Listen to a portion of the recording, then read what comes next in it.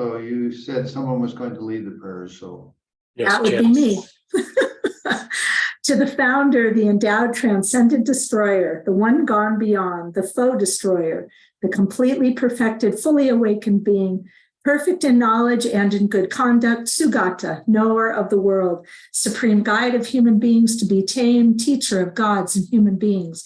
To you, the completely and fully awakened one, the endowed transcendent destroyer, the glorious conqueror, the subduer from the Shaki clan, I prostrate, make offerings, and go for refuge.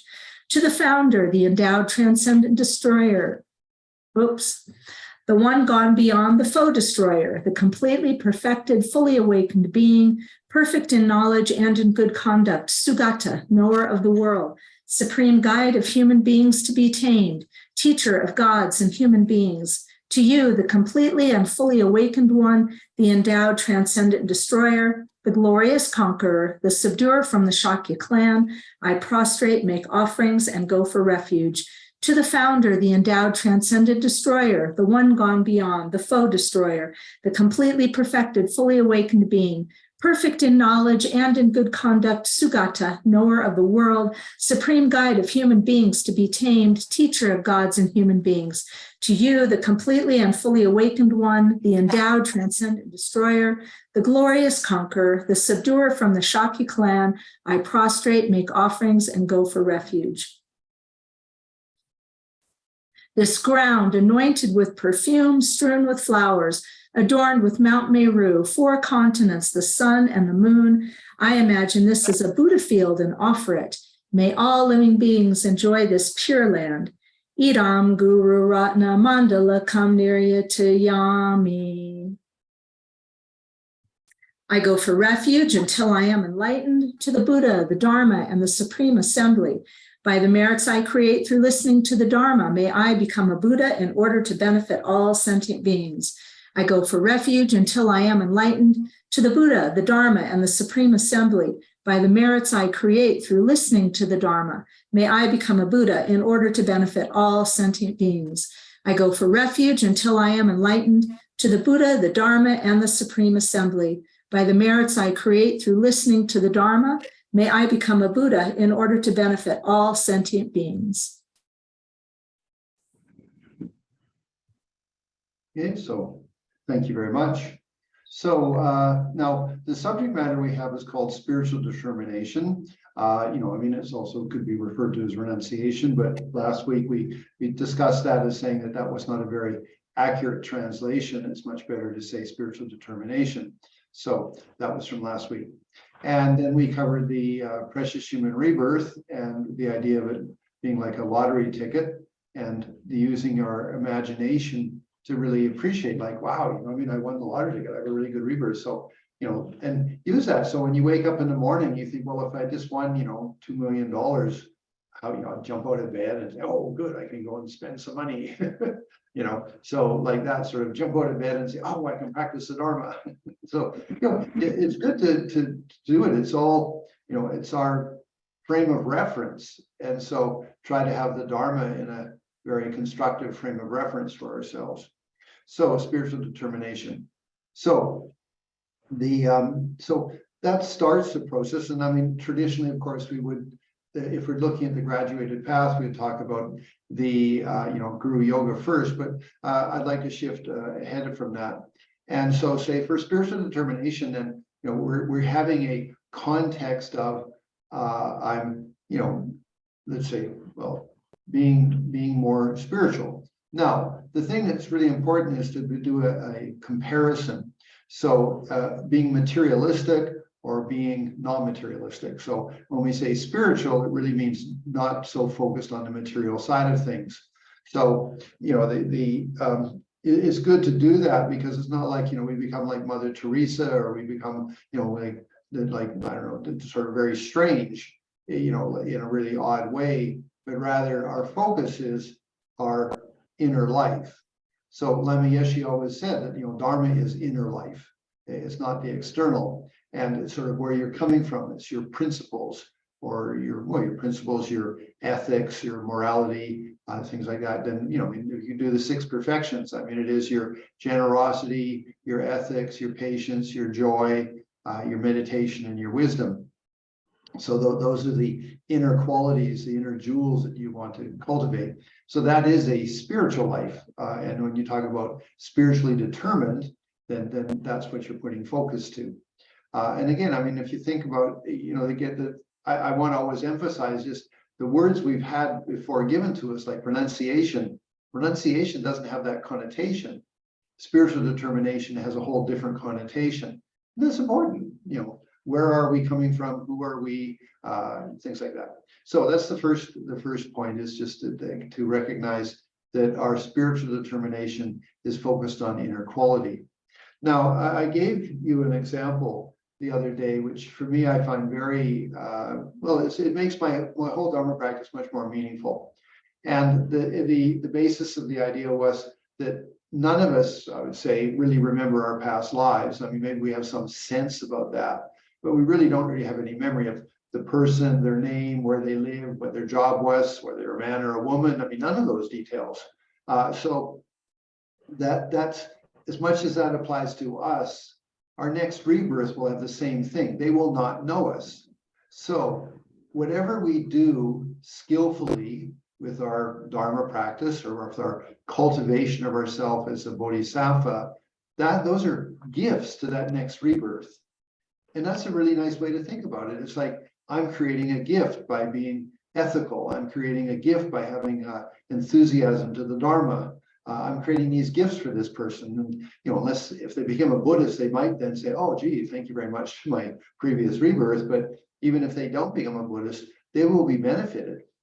And then take into the sincerity that we would have in our Dharma practice. That would be really important, because then that person, even if they don't have access to the Dharma right away, they will have sincerity and virtue or positive thoughts and feelings within themselves, which might be a very important thing.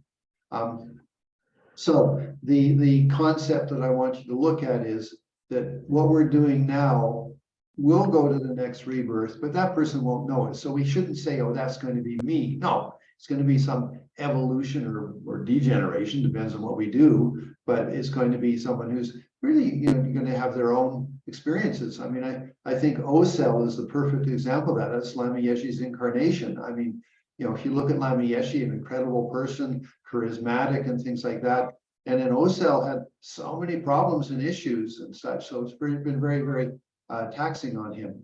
I'm going to turn my phone off because it keeps buzzing, so do not disturb.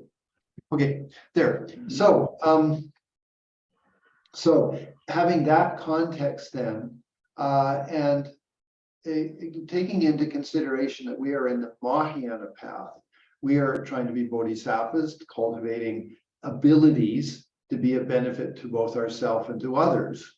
So the Mahayana path is a little different. If you take into consideration the Theravada or Hinayana paths, like personal liberation, you don't have to do anything, with sort of phenomena. Basically, you just control yourself. But you work on the sense of self and your analysis of your sense of self. And in refined meditations, you come to appreciate that it doesn't have any independent self-existent. And by being able to hold that state of consciousness, you can have personal liberation. Okay, so that's the Theravada or Hinayana perspective of personal liberation. Mahayana Buddhists, we cultivate ourselves. And if you look at just the Jataka tales, we cultivate ourselves over rebirth by rebirth by rebirth. So therefore, when you take it into that consideration, like that, okay, I'm in a process of rebirth to cultivate myself. I like to think of it as it's the ultimate game of creativity. I mean, we have artists that are creative with, painting or sculpture, and people that are creative with cooking and gardening. I mean, all these different types of creativity. Well, our Buddhist practice as a Mahayana Bodhisattva is personal creativity. Us doing something to ourselves to be, let's say, more beneficial. I mentioned, you take Buddha Shakyamuni, he cultivated himself over, thousands of rebirths. They say 3 countless aeons, whatever. But the point is for a very long time. And so what would be the sign that he had done that all that good work? Well, the sign is how much his message got promoted. I mean, it covered India, Sri Lanka, Nepal, Tibet, Mongolia, China, North, South Korea, Japan, Indonesia, Malaysia, Thailand. I mean, you had to be pretty impressive to do that. So those are the indications of the incredible, merit, positive energy that Buddha Shakyamuni brought to his presentation of the Dharma, so that it became, so widespread. So coming back to the context of spiritual determination, our determination is a cultivation over many, many rebirths. And if you think of it in terms of personal creativity, gives it a very nice flavor, very positive context for it. Now, within that, you still have all of the teachings that are totally applicable, whether it's this appreciating that, I don't understand reality. I get attached to certain things. I have aversion for things I don't like, and then I just live in that cycle of attachment, aversion, and things. So all of that's the mundane existence. And remember, we don't call it that I am ignorant. We say I don't understand. That's more accurate for the Tibetan words, rikpa or ma rikpa. Rikpa with a negative, I don't understand. So again, in our Dharma practice, we can say, I don't understand. Because of that, I get attached to things. And because of that, then I get angry when my attachments are bothered. So reverse it, come back to what is it I don't understand? Well, I don't understand basically 4 wisdoms. The wisdom that everything is changing, which should make me relax a little bit. That if something's happening, it has causes and circumstances. If something is happening and we don't like it, well, we can create new causes and circumstances by having a better motivation, not just being habitual. Then we appreciate that everything is interdependent. All the universal phenomena of the universe are a play of interdependence, interacting with each other. And then finally, we have that they are actually empty of any self-existence, which is the is the cup half full or half empty? If it's half full, you're saying it's a vast ocean of interdependence. If we're saying it's half empty, then that's the ultimate perspective on reality. Okay, so that's just, I'm bringing us up to speed with what I talked about the previous time. So now, taking into context the spiritual determination, I'm doing things, or I'm being creative with myself in a positive way, and I'm going to be sending some good things, some presents to the next rebirth. So this is very nice. It's sort of like my generosity to the next rebirth, it gives a nice feeling to it. And remember, that person won't know you. So it's not like that you're actually doing it for yourself. You're doing it for somebody who's not going to know you. So really, it's important to think in those terms, Anyway, so the next step in spiritual determination would be the 9 rounds of death meditation. And I don't want to go through all the details, like death is definite, time is indefinite, what helps at the time of death, and then the 3, or it's called resolutions from those 9 or those meditations. I want to talk about it in simple terms. Possessions. Okay, so all the possessions I have right now, take yourselves sitting in whatever room you're in. Chances are the shirt you're wearing or the blouse you're wearing, it's going to go to a Goodwill store. No one's going to appreciate it. You might think, wow, this is the best, it looks so beautiful. It's for them. It's just, Goodwill material, and such. That includes your pants. Your underwear is going to go in the garbage, all those things. And so all we end up with, if you bring the threshold of death to right in front of you, all we're going to be left with is how we related to those things. And we're on the Bodhisattva path. We would like to cultivate ourselves, in a constructive way. So therefore, what is my relationship with the phenomena? There's a Jetsuma now, but it's Tenzing Palmo. She was the one that did, 12 years in the cave. She's a personal friend, is very, very, very sweet woman, and such. She said, if you look in your closet, you have enough clothing for 3 rebirths. And you check up, I bet you do, my wife, I don't know how many pairs of shoes she has, She only has 2 feet, but I don't say anything. I mean, and she knows the teaching actually. And so what she actually does is every time she buys something new, she takes something old and gives it to the Goodwill or gives it to an old age home or something like that. So that there is always a recycling of things. And so coming back to the main point, in the context of the Mahayana path of being a bodhisattva, cultivating ourselves over many rebirths, and irrespective of that we could possibly get enlightened this rebirth, but no, think of them in realistic terms. Okay, if I don't get out of this rebirth this time, if I don't get to go to a pure land or something like that, well, I better do some good stuff for that next rebirth, so that person at least doesn't complain about me being, lazy. Okay, so coming back to that, bring the threshold of death to right in front of you, and then say, okay, look around and say, what's my relationship to this phenomenon? How do I like, what have I done with it that might be beneficial for the next rebirth for that person who won't know me? So, have I had a sense of prosperity and abundance that I can practice generosity?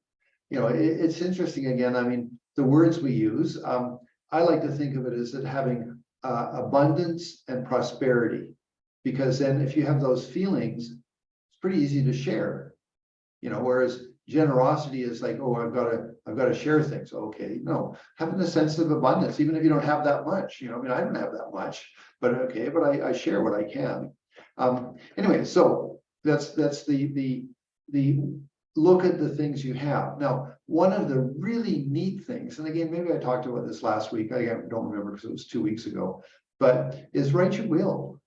I mean, I can say that if I look around in this particular room I'm in, everything I have has been designated to somebody. And I feel good about that.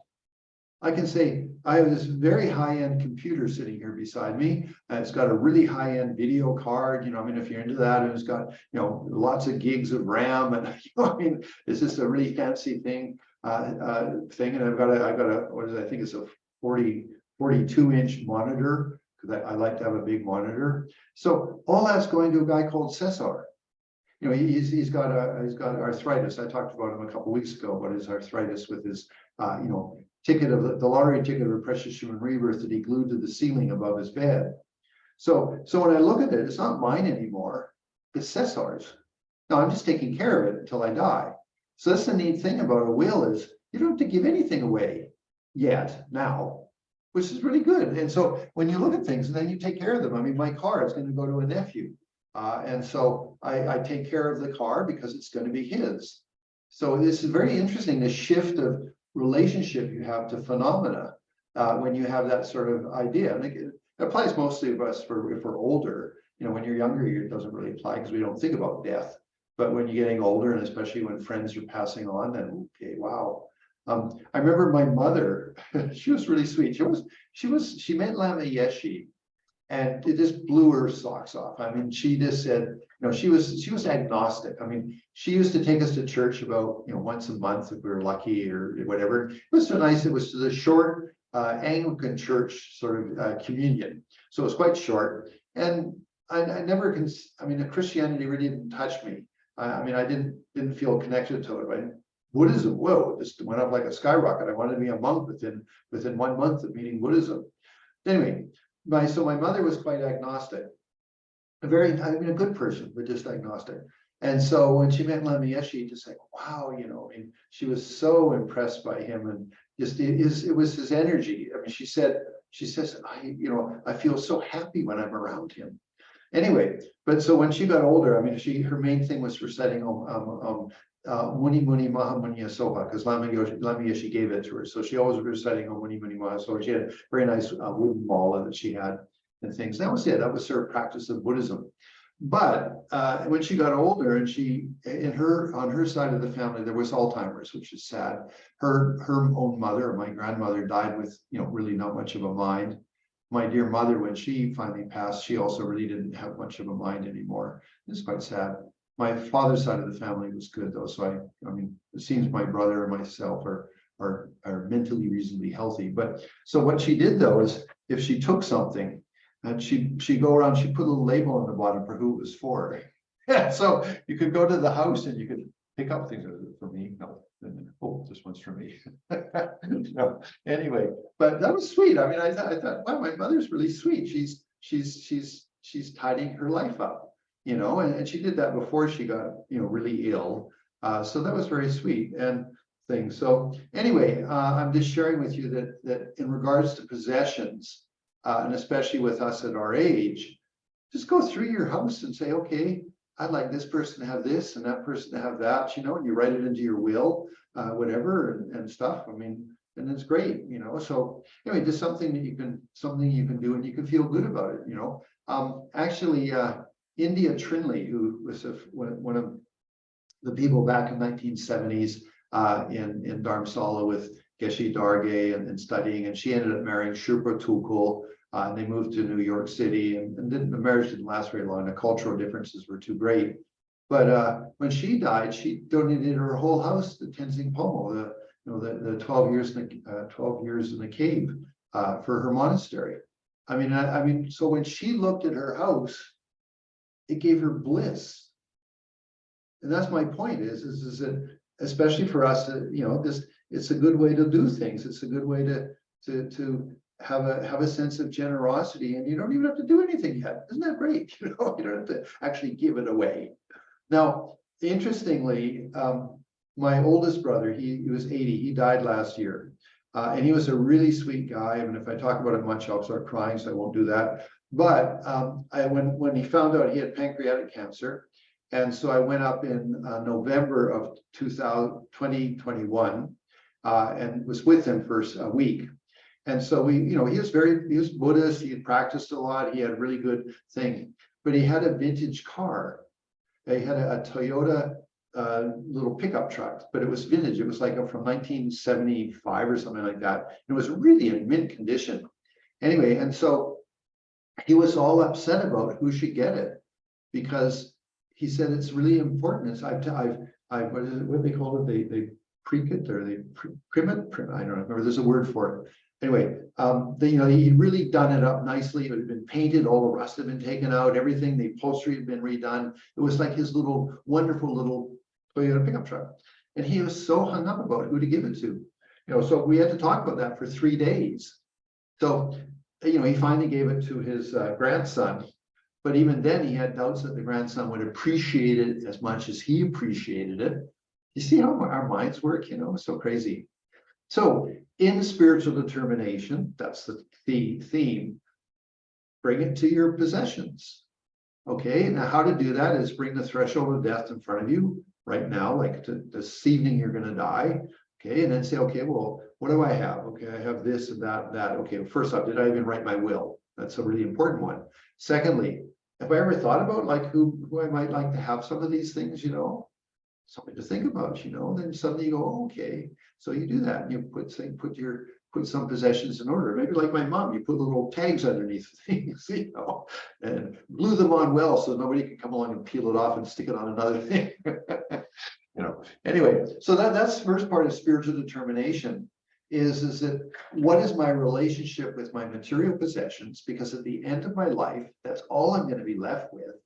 All the things that I possess will end up in a Goodwill store, in the garbage, or, you know, just nobody will really appreciate them the way we appreciated them, you know. So come on, it's good to really reflect in that way. So that's spiritual determination with possessions. In relationships, the second point on the 9-round death meditation is, again, all I'm going to be left with is how I've related to people.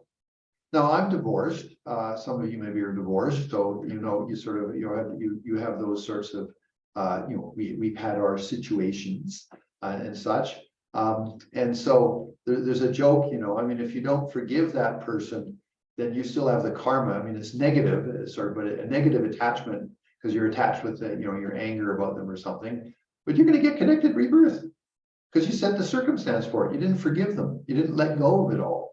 You know. And so, I mean, if you think about it, and these are quite realistic thoughts. I mean, because I'm divorced, and you know, my ex was a nice person, but I wouldn't want to be remarried. that person, but may she have happiness and all the causes of happiness and everything. But so how do I do it that if I was to meet her, because karmically it's quite possible, that I would not get hooked into again, wanting to marry her or whatever it might be, whatever the karma might have been.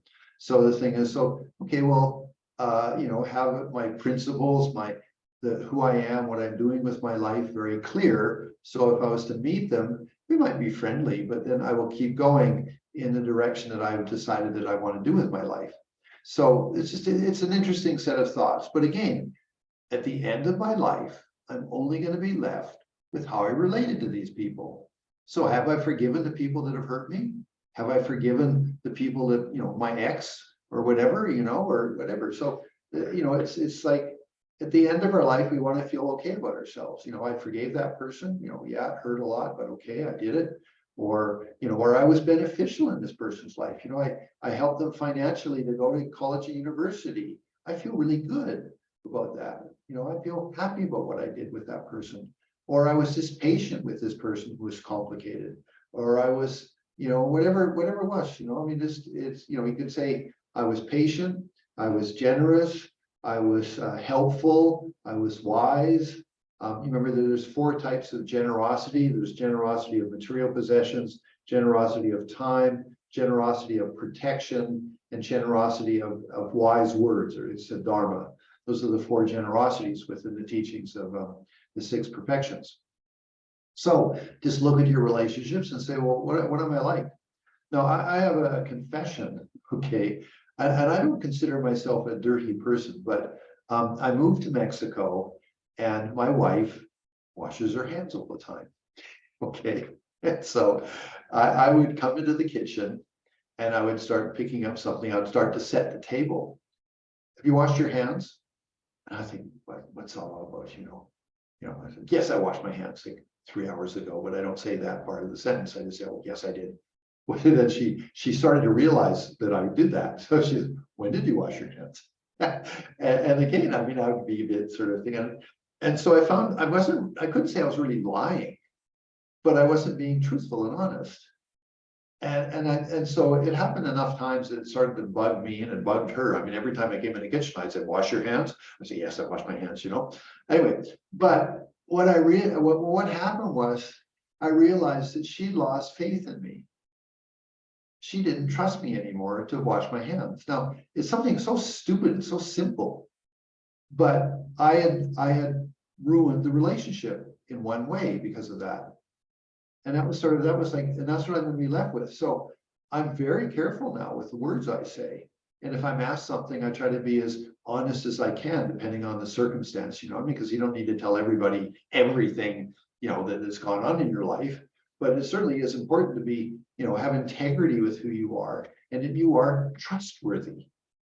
It's a big thing. So I can say that my marriage now, I'm married now again, it's actually been really good for me because I've had to pull my socks up. No one ever challenged me before about whether I wash my hands. My first wife never asked me, not that I ever remember, and so I never had that challenge. So I never had to lie. And again, it's not really, it's like not quite truthful. That's what it is. So anyway, now I try to be so careful about things and say things properly and such. So I share that again. Do I want to be left with being untrustworthy in the next rebirth? It's something to think about, So, again, we don't need to go out looking for situations to be able to prove that we're honest and trustworthy, but just be mindful of ourselves in different things. So that's in relationships. At the end of my life, all I'm going to be left with is how I related to them. And again, we're in a very crazy cultural time right now. So I adopted my first marriage. I adopted her 2 children, in my altruistic ideas. But mainly, I grew up without a father, so I really appreciated having an older man in one's life. Is really important. So she'd lived in India for 7 or 8 years, so she was very familiar. We had the same teachers, so it was a good marriage. She had 2 kids, so I thought, okay, well, I will assume the mature male adult in their life because they didn't have one. You know, the two, when they say the father disappeared. Okay, so I that was my sort of idea. Well, you know, I mean, yes, I did okay, but when the boy became about, well, 15, 16 years old, and I don't know, I could put it down to maybe that his blood father never loved him, became very difficult. You know, he quit school in grade 8, you know, and I mean, it was really complicated and stuff. And then it was very, like, lots of fighting and stuff. It was difficult. And he was so angry. I mean, I remember one of my friends was a teacher in the school he went to. And that teacher came to me and says, it's like your son had a chip on his shoulder. He's just looking for anything to make him angry. And I was like, okay, wow. You know. Anyway, so he quit school, and you know, what can you do nowadays? You know, I mean, if you try to discipline your child nowadays, you're the one that gets asked to leave the family. I mean, this is Canadian law. I don't know what it is in America, but the thing is that social services come in and say, you know, you have to, you know, take care of the child. And if you're losing control of yourself, you're the one that has to leave the family. And I'm talking about this, but this is real stuff. And I could do Dharma conversations, but I have the luxury of being a monk for 14 years and married for 18 years. And then the son, he ended up getting into drugs. Of course, that was sort of part of the thing. And then he got into needles, and that was the end of it, you know. And it was a lot of painful suffering there. I mean, you know, because you care for him, but like, what can you do? Anyway, so in the end, it was sort of interesting because, I mean, I guess because I was a stepfather, I did have that bit of a distance. And I'm sharing this and just sort of relationship material that I finally realized that, okay, I tried all the different things that I could possibly say. I remember saying to him, like, when I went to school, I mean, I did some pretty crazy stuff too, you know, but I didn't get noticed by the teachers, and I managed to get away with it. You're getting noticed, and the teachers look for you because they know you're going to be doing something wrong.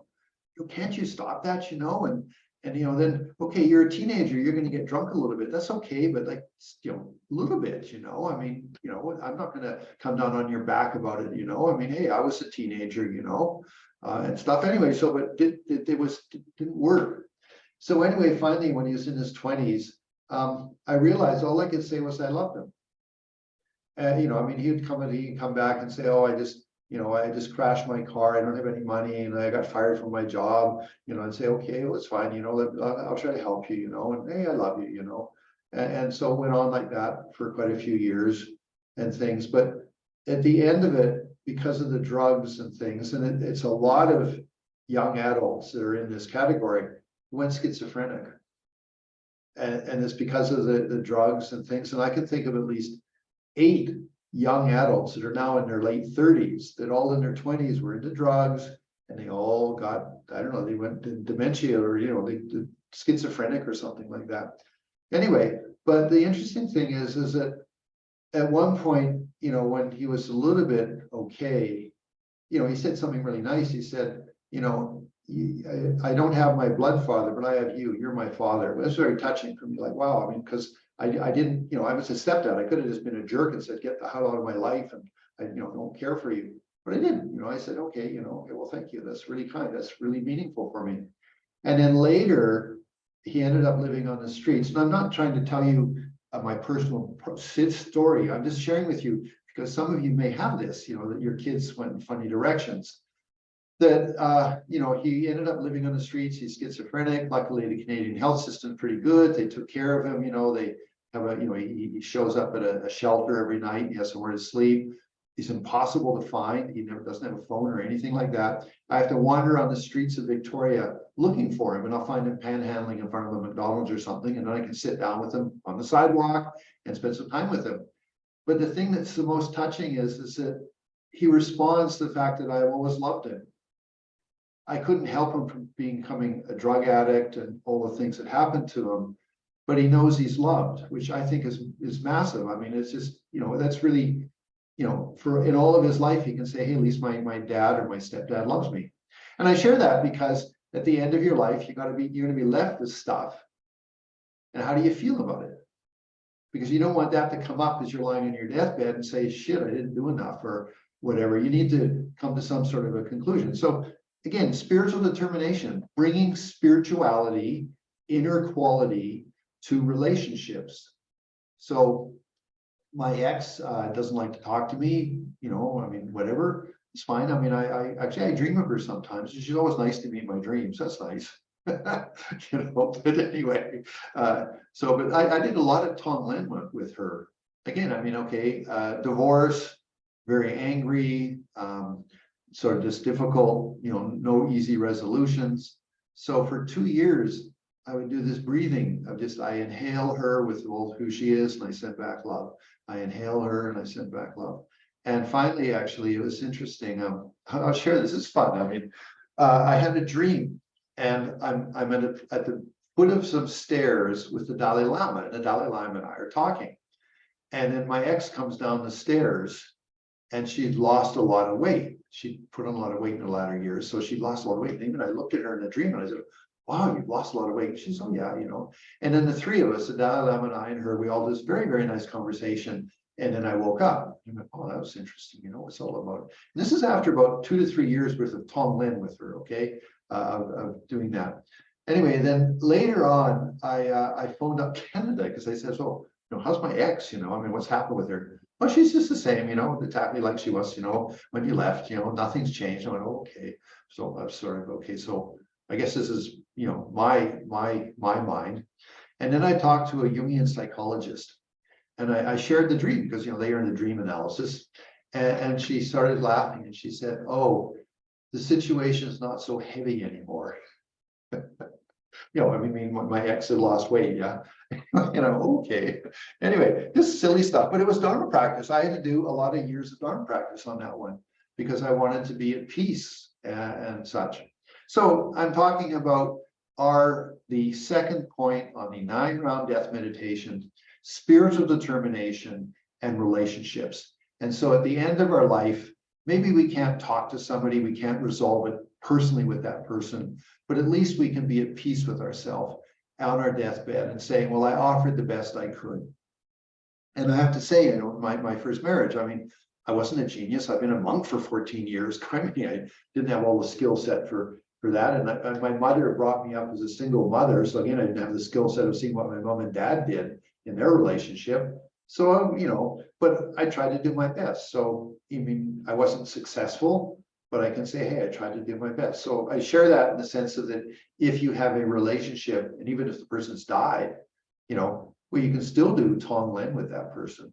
And I don't mean some fancy version of it. I just mean simplistic, like you put the person in front of you in your imagination, you inhale them, and with whatever happens to be the luggage that goes with that, their anger, their resentment, their hatred, their whatever it might have been, their hurt, their pain, you know, you inhale that and you inhale back, exhale back kindness to them. You know, may they have happiness in the cause of happiness in a sincere way. So that way, then at the end of our life, we can feel reasonable about ourselves. Okay, so that's the second point. The third point, of course, is our body. And, you know, I mean, it's, you know, wonderful. We get it up in the morning, we feed it well, we bathe it, we, you know, shave it, or we brush our hair, we put on the best shampoos to make it luxurious and it's, you know, thing. We brush our teeth so they're nice and white and shiny, you know, and then we put on perfumes and creams and lotions, this and that, you know, and then we dress it well, you know, with good clothing and things like that, keep it warm, you know, got to keep my body comfortable and warm, you know, and then we sleep on a nice bed with a really, you know, nice expensive mattress, you know, things like that, you know, and we do all of that to it. And in the end, it kills us, you know, it's the thing that's going to kill us. And so it's always good to keep that in mind, you know, like we don't want to elevate our body to some exaggerated level, but rather to say, okay, may I use my body skillfully? So again, I think of like at the end of my life, may I be able to say, you know, good body job, good job, body. You did a good job. Thank you. You know, you know, I wasn't the Buddha, but hey, I tried to do good things with you. Thank you, body. We did some good work together. So in regards to our body, just put it in the correct perspective. And it is good to, you know, bathe yourself and feed yourself well so you can live a long life. And so you can be attractive. So when you meet somebody, they're attracted to you. So they say, oh, you know, you're a nice person. And you can say, yeah, because I meditate, you know, or something like that. So you can cultivate Dharma relationships with people because you're approachable, you're attractive, you dress reasonably well. Now, you know, you don't need to do that, but you know, because we are in the world and such, you know, taking care of ourselves and dressing well and being you know, presentable is good. So again, at the end of our life, how are we going to look at our body? Like, I mean, I spent $10,000 on a facelift, and I did liposuction, and you know, then I took it to the gym every day for 5 years, and the fucking thing's gonna kill me, you know, now. You know, like whatever. So just, you know, it's to have the say, okay, body, you know, I mean, yeah, I took care of you, I fed you well and things, but I used you for the Dharma. So thank you, body. So there's a spiritual determination with our body.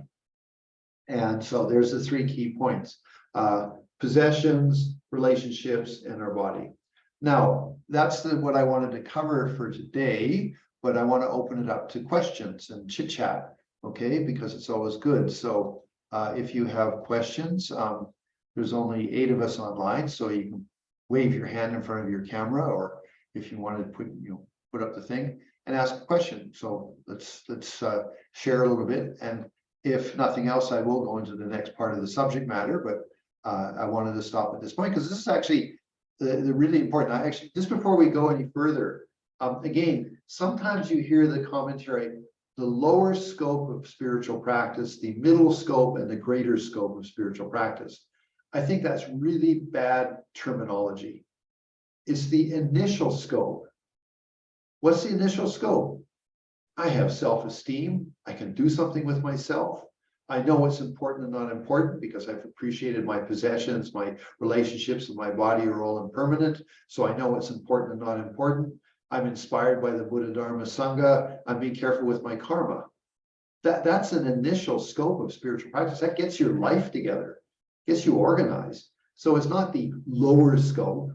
That's such a derogatory way of phrasing it. It's the initial scope of getting spiritual, practicing the Dharma. It gets your life organized. And if you think about it, I mean, precious human rebirth is, I'm excited about my life. I can do something with it. I got potentiality. That's really important to have that, you know. Then again, you know, things are impermanent. Well, I understand what's important and not important. Refuge, okay, I'm inspired. You know, Buddha was incredible. I'm so inspired. And then finally, the karma. I'm mindful of my karma that I'm accumulating. Okay, so having said that, now I will open it to questions, please.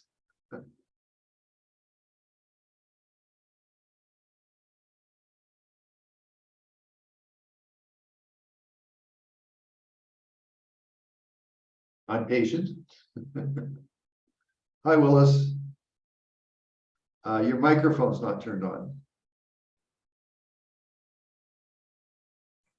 Oh, hi. Hi. Yeah, I just I stopped the video because of the screen was flashing. I don't know what's going on there. Technology. Yeah, I didn't really have a question, although yeah, I don't know at this point. But thank you for the inspiring, encouraging words. Well, we're all, I mean, yeah. It's good to have a life organized. Yeah, and I'm yeah, no, I don't really have a question. I could make a lot of comments about who, I don't even know what, but Well, just remember to wash your hands before you go in the kitchen. I'm obsessional about washing. You know, no, I'm the one that's gonna ask you to wash your hands. Okay, good. I'm learning. Well, thank you, Willis. Okay. Yeah. Thank you for dropping in. Anybody else have a question?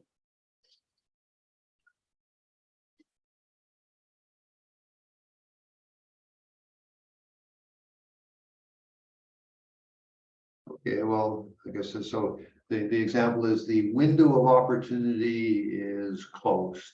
Okay, no more opportunity. And it's good to take advantage of opportunity. Okay, so the next, you know, what I'm doing is I'm going through the graduated path with the concept of spiritual determination.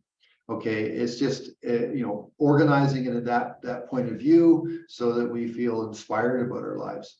So the next point is refuge. The you know, the traditional presentation is that we don't want to take a this, well, okay, there are three things that inspire you for refuge: fear, inspiration, and love. Okay, those are in the standard sort of presentation of the graduated path from in the Galupa. So I think the word fear, it's difficult. I have questions about what's the nature of life. And that could cause me some anxiety or some stress a little bit. And so therefore that could be a motivation. But, the traditional one is I'm afraid of taking a bad rebirth. I don't want to take a bad rebirth in a bad realm. So therefore I should take refuge, which is fine. I mean, I'm not saying it's not correct. It's just that it's a little bit in our culture. I mean, I think that the Christians beat that horse quite a bit. Like either you go to hell or you go to heaven. There's no in between, or I guess there's purgatory if you're Catholic. But the point is that's been used a lot in different spiritual traditions. And I think, it's lost some of its effect. Also, I mean, it's not easy to see past lives or future lives in the sense of lower realms and such. But this is an interesting thought. Okay, where would you like to take a rebirth? Now, you have to look at it. Think about the school system right now. It's rampant with no respect for teachers. There's people peddling drugs at the doors of the school. What neighborhood would you be born into? I mean, for me, I think about that and I think, where do I want to take a rebirth? Wow, it's scary. I mean, it's really, to be really honest, that scares me, to say, wow, and I sometimes think, okay, well, Canada's not so bad, okay, Canada game, but even then there's lots of the drugs and all of the social pressure and things. So maybe I sometimes think about Sweden or Finland because they have a really good social system and seems to be they're quite, I don't know, virtuous or whatever. You can go to university for free. It's pretty good. Okay. So, where would I like to take a rebirth? Not that I don't know if I have much control over it, but that's sort of, I better be virtuous. I better be a good person because I don't want to take a wrong turn in the bardo and end up in a bad place where I really didn't want to take that rebirth. Okay, so this is one thought about the first commentary for causes for refuge. But I think that there's another thing, which is in our culture, why are things happening? What's going on? And that question is the cause of looking for refuge, looking for that which can give me security. So rather than saying, refuge, the standard example is it's like if it's raining, you take refuge under an umbrella. If there's, a turbulent world, you take refuge in the teachings of the Buddha and the inspiration of the Buddha and such. Okay, so those are your very traditional presentations. But if you think of it in terms of okay, what would be my motivation? So I have a question for you. For example, when I was 19 years old, my mother, remember she brought me up as a single, as a single mother. She asked me to move out because I graduated. So she said, please move out, and I had a good job. Actually, I got a job, a government job, it was pretty much manual labor, but I got paid really well. I mean, this is 1968 and 69. I was making $5 an hour, which at that point was really good, and so with that money, I was able to rent an apartment.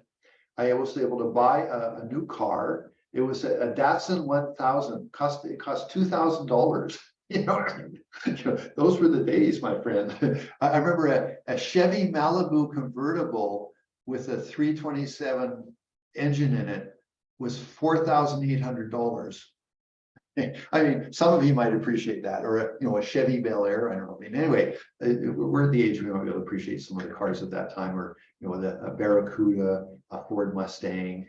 Anyway. So long and short, anyway. So my mother had me move out. I got an apartment.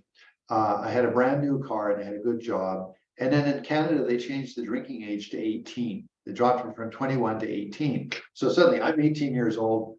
Wow, I just lucked out. I'm living in paradise, and it's 1968, 1969. And so, wow. Anyway, so that lasted. My apartment became sort of, central location for all of my friends who wanted to show up on the weekend to get drunk because they still lived with their mother and their father. So after about 6 months, I got really depressed because what's the meaning of life? You know, like I have a car, I have money, I can drink and go to the bars and stuff. I mean, there's dating. And I'm sort of saying like, is this it? I don't know. I mean, let's just say I was ending up with like, what's the meaning of my life? And I got very depressed. I ended up quitting the job. And actually what I did is I liquidated everything I had, bought a plane ticket to Europe, and then took the hippie road, you know, from through Europe down through Turkey, Iran, Iraq, Afghanistan, and dropped into India. And that's where I got involved in Buddhism. So I was pretty lucky. But my point being is that I'd like you to think about, why did you look at the Dharma? I can say I looked at the Dharma because I was depressed. I was an unhappy young adult and I didn't have meaning for my life and I wanted meaning and stuff. So that's I can go back to that and I can say, this is why I'm practicing Buddhism. So my question for you guys is just that, is okay, maybe you don't have fear of the three lower realms and stuff like that, but what was the thing that motivated you to go look at Buddhism? And I would say it was a question. What's the nature of life? What's happening? Those are things, and those are a type of anxiety or a type of stress. You know, what's the meaning of my life? So that's the first one of taking refuge. There's a little bit in that category of like, you know, why am I motivated to be practicing Buddhism? What's maybe the spark that first got me going? You know, and then that, once I got into it, you know, then why, you know, what sort of keeps me there, that I'm really excited. It can be then the second thing. Okay, first one is maybe that I have a question, what the heck's going on, why is it happening, this and that. Okay, Buddhism has some pretty good answers there. Then inspiration. The next one would be the inspiration of Buddha. Like, okay, he was the crown prince. It's like he was the son of Bill Gates, and he gave it all up and went and became a monk. Yeah, that's sort of our rendition of it, what would be equal to that, you know, like that he was the son of Bill Gates. Okay, so it was a crown prince and, you know, had everything offered to him by his daddy. And he also then ended up saying, what's the meaning of life, you know, and he went off looking for it. And that's why he did all of those years of meditation. He was looking for the deeper meaning, significance of life. Okay, anyway, so that's an inspiration. You know, and then if you do get into Buddhism, well, one, just his life story. I mean, we're really lucky. I mean, Buddha lived for 40 years teaching, and all of the teachings, and for inspiration again. I mean, his presentation of reality is quantum mechanics to some extent. You know, I mean, it's really good. Like, wow, we're so lucky. We don't have to rely on faith. We can rely on intelligence. Like that. Okay, everything is impermanent, right?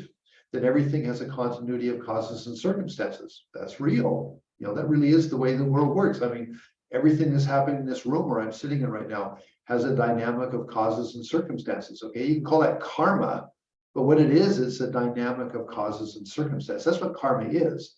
Karma is action. That's the word that's translated in Tibetan. It's called action, lay. Okay, and so it means activity. So it's the dynamic activity of causes and circumstances and effects. So that's the second thing. So Buddha did a good presentation on that too, because now we know things happen for a continuity of causes and circumstances. There's karma, you know. If something happens to us personally, there's some cause and circumstance for it, whether it's a genetic from my mom and dad, or whether it's from some food I ate, or some, you know, some contamination I got exposed to, or whatever, you know. There's a cause and circumstance for stuff happening. Okay, that's the second point of inspiration. Then I mean, psychology. I mean, I used to go to Seattle, this back in the 1990s, and when I was in Canada, and we had a group of 15 psychologists that once a month we would meet and we would discuss Buddhism and psychology. And it was great because I liked it because these were really well-educated people that are talking about the mind and how to deal with emotions, feelings. And I had done 14 years in Buddhism. I had done a 3-year retreat. I've been well-educated. So we had stuff to talk about, and it was great. It was a wonderful, wonderful thing. And then at one point, one of the ladies said, she said, you know, basically clinical psychology is Buddhism. You know, she's just, you know, it's looking at how you deal with emotions and feelings. The only thing that psychology doesn't have is what's the nature of the mind, but they know about how the mind functions and works. In fact, as a Buddhist practitioner, it's quite good if you have problems to go to a psychologist. They can give you a little insight. I mean, they have some of the more mundane issues that we might have well worked out. Then you come back to your Buddhist practice and then you can go, wow, you can enhance your Buddhist practice. So psychology is really good to study, and Buddhism's got a good job there. Then you can go up into altruism and bodhicitta. I mean, if you study enough, you can start appreciating that it's really a very realistic way of looking at the world, that we are interdependent. Thank you to my mom and dad for my body. Thank you for helping me learn how to speak English. Thank you for then, school system, for teachers that taught me. Thank you to Mother Earth for, giving me water and food and heat and, whatever the Mother Earth does for me. And thank you for the people in my life, because with them, I have a chance to have love and joy, feel positive emotions. I mean, you could say also it's a cause for negative emotions, but that's delusion. Once you appreciate things correctly, I mean, even in Buddhism, we say, the person that bothers you is a treasure to help you develop your patience. But anyway, we don't need to go that too far in that direction. But the point being is that in our practice, that we have the psychology of Buddhism is really good.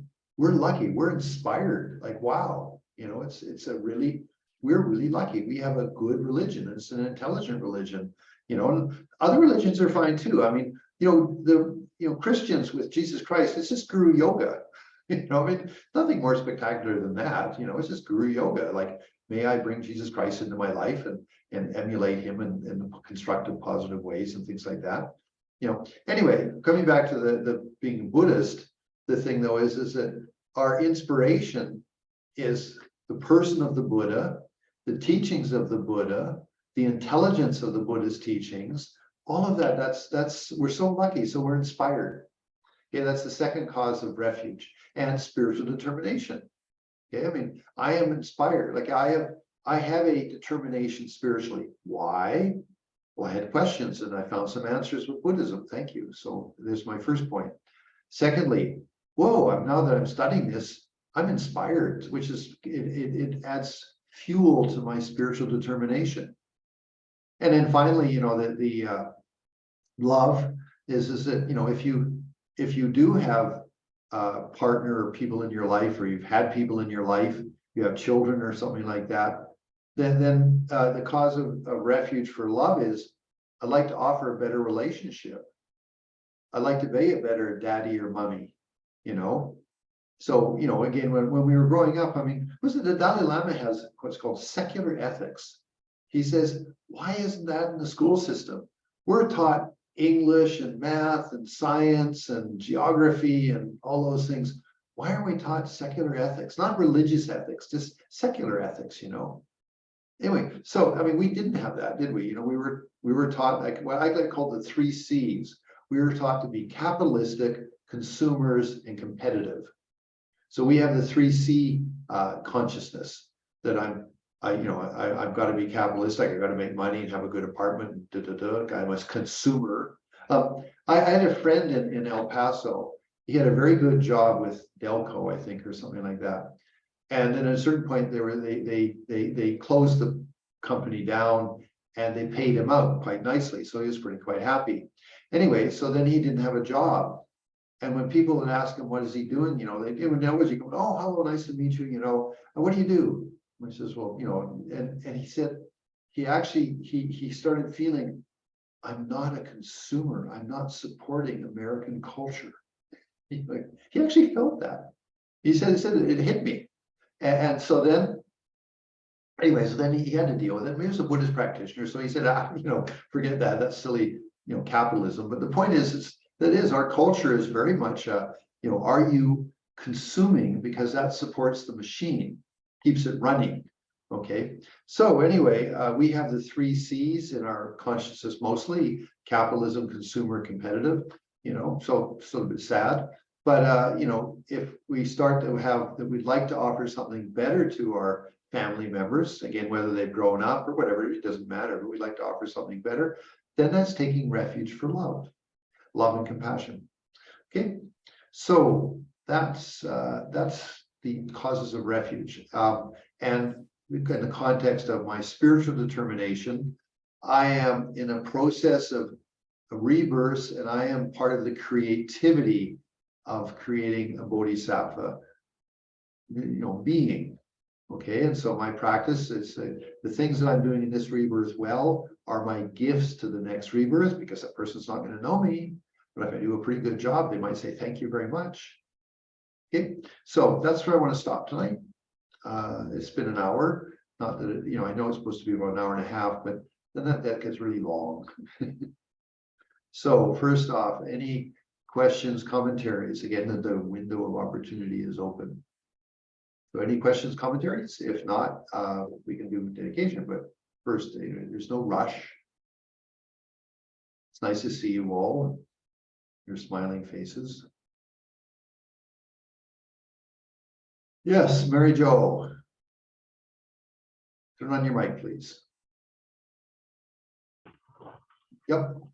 Could you just repeat your last thought there? I don't know why, but I just kind of missed it.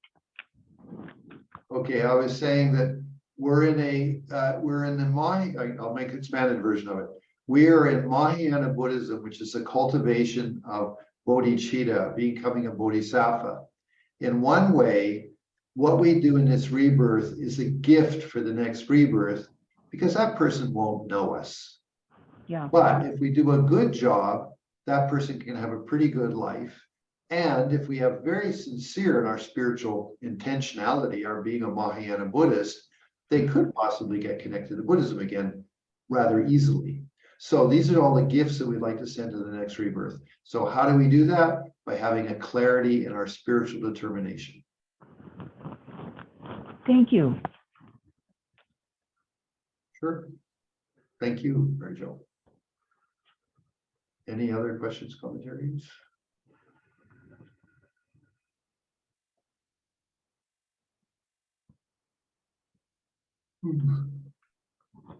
So actually, we're in the same time zone, so it's 7 o'clock. I don't know about you guys. I go to bed at 10 o'clock. It's getting late. We don't have daylight savings time, so anyway. So for you guys, it's actually only 6 o'clock. No. It's 7 here. Yeah, I know, but let's say if we were in a daylight savings time, it's only 6, but that's Oh, yeah. Yeah. okay. Please, any questions, commentaries, thoughts? So I'll talk for a few seconds to say, we've got one more session next week, and then somewhere in April, I think around the 19th or something like that, there's the third session. So I'm just basically sharing spiritual determination, some thoughts about it in quite practical terms, some stories. So hope you found it some useful in some ways. Okay, and if you'd like to contact me privately, just look up Jhampa Shaneman, or my name, jhampashaneman@gmail.com. All lowercase, Jhampa Shaneman, lowercase, gmail.com. If you wanted to ask me a private question, that's fine. So as we started this, John mentioned that, your previous teacher got popular, and then he doesn't show up often enough anymore because he's two things. So I hope to stay very unpopular.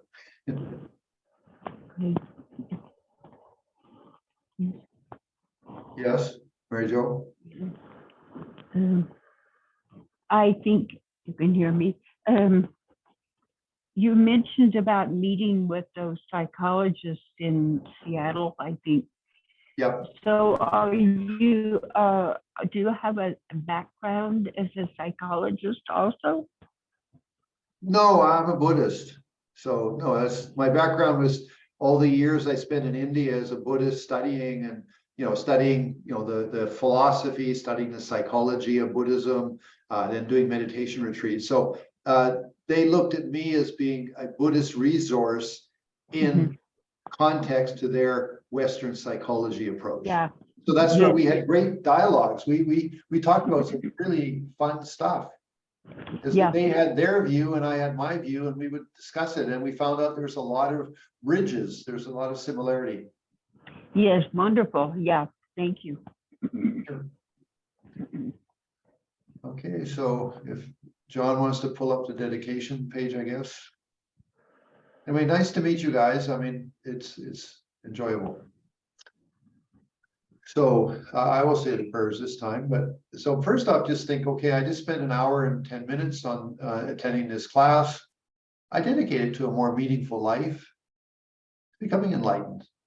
And that's my offering for the benefit of all. Due to the merits of these virtuous actions, may I quickly attain the state of Guru Buddha and lead all living beings without exception into that enlightened state.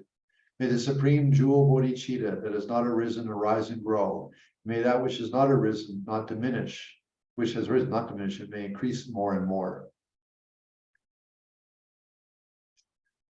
The wish-granting, wish-fulfilling jewel, the source of every single benefit and happiness in this world, to the incomparable kind Tenzin Gyatso I beseech, may all the holy wishes of be spontaneously fulfilled.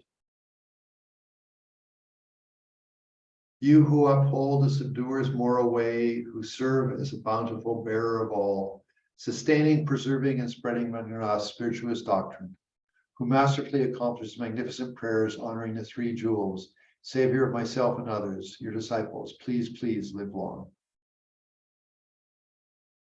Venerable One, to you whose kindness exceeds that of all conquerors, for those wandering in far off places, especially the West, mindful of your loving concern for us and intentional descending again into the family of a far distant land, we make this request, O Lama, please, please live long.